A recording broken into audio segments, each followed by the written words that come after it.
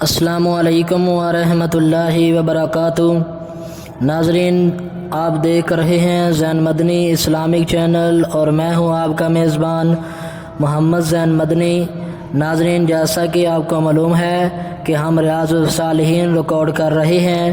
آج ہم ریاض الصالحین کی حدیث نمبر 29 ریکارڈ کریں گے، اور آپ سے التماس ہے کہ ہمارے چینل کو سبسکرائب کریں، لائک کریں، شیئر کریں، بیل آئیکن پہ کلک کریں۔ بیل آئیکن پہ کلک کرنے کا مقصد یہ ہوتا ہے کہ آپ تک ہر آنے والی نئی ویڈیو پہنچ جاتی ہے۔ اگر آپ بیل آئیکن پہ کلک نہیں کرتے تو آپ تک ہماری ویڈیو کا نوٹیفیکیشن نہیں پہنچتا، تو آپ سے التماس ہے کہ اس پر بھی کلک کر لیا کریں تاکہ ہر آنے والی نئی ویڈیو آپ تک پہنچ جائے۔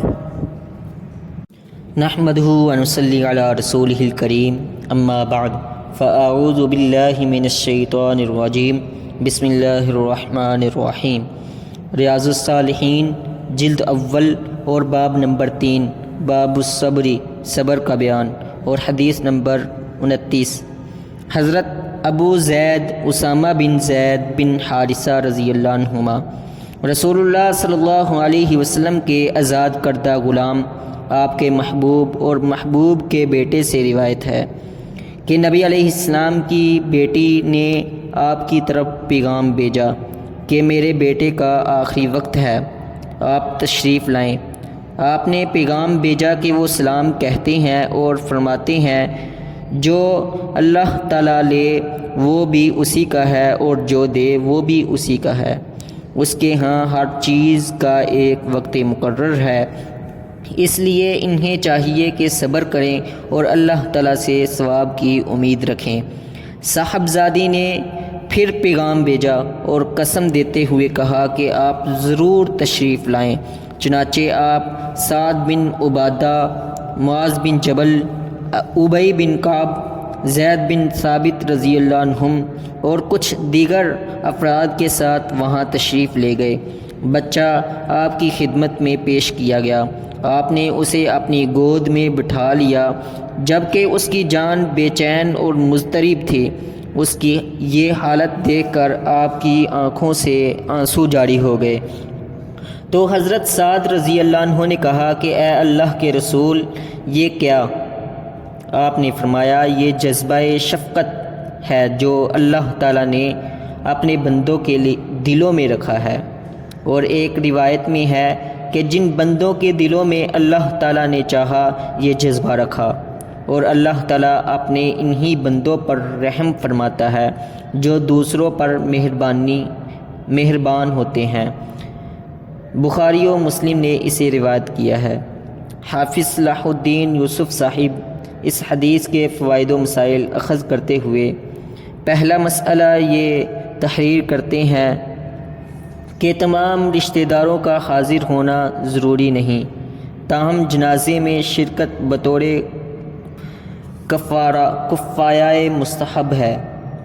دوسرا مسئلہ یہ بیان کیا کہ گھر والوں کی یہ خواہش جائز ہے کہ دم واپسیں نیک لوگ قریب الموت کے وقت قریب ہوں تاکہ اس کی دعاؤں برکت سے یہ مرحلہ جان کنی آسانی سے طے ہو جائے۔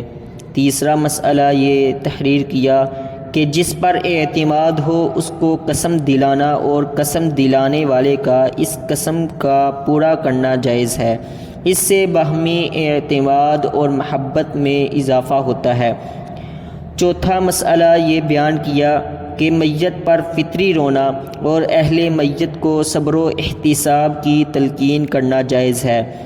پانچواں مسئلہ یہ بیان کیا کہ شفقت و محبت کا جذبہ اللہ تعالیٰ کا انعام اور اس کی رحمت کے حصول کا ذریعہ ہے، اور اس سے محرومی شقاوت ہے۔ راوی حدیث حضرت ابو زید اسامہ بن زید رضی اللہ عنہما۔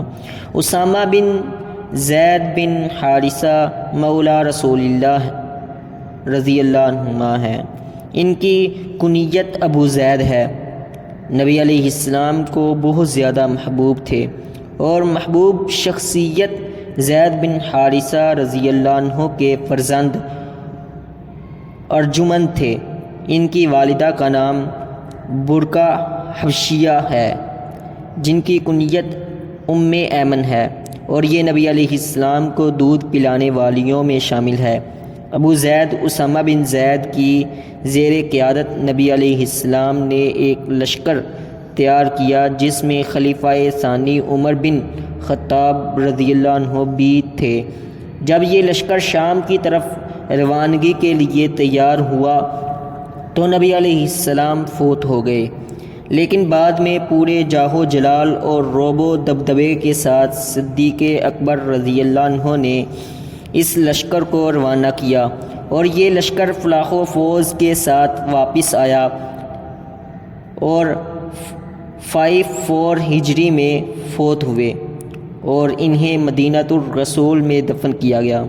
رسول اللہ صلی اللہ علیہ وسلم کے 128 فرامین کے راوی یہی اسامہ بن زید ہیں۔